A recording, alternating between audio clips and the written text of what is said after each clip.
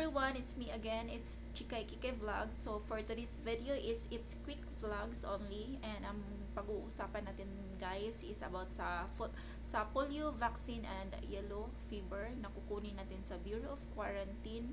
And there is a lot of people asking about um,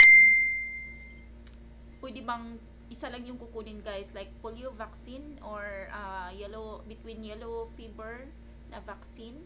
So for me kasi guys, based on my experience, dalawa yung kinuha ko guys, and much better na safe kasi kapag nasa BFS Tashil ka na guys, especially parang like sa akin na galing akong Davao, and ayoko nang pabalik-balik ako guys kasi sobrang mahal ng ticket from Davao to Manila. But anyway guys, before naman daw is ina-allow nila yung yellow fever vaccine lang or yung polio vaccine lang, kasi before the Bureau of Quarantine is minsan nauubusan ng stock. So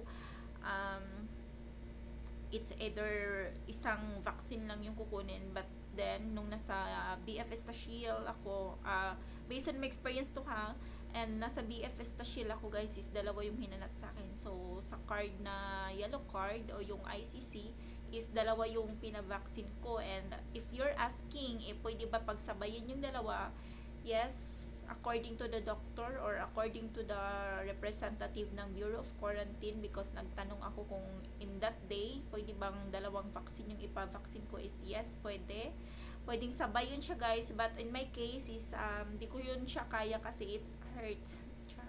Without yung totoo, masakit siya and ngalay. So mas pinili kong ngayon is yellow fever, and then tomorrow is the polio vaccine. So I hope nasagot ko yung mga questions nyo, and para pag hindi medyo nabulol-bulol na ako guys kasi nagluluto ako and I'm so sleepy. It's 2:17 a.m. So, pag meron pa kayong questions, is just comment down below and sasagutin natin yan isa-isa.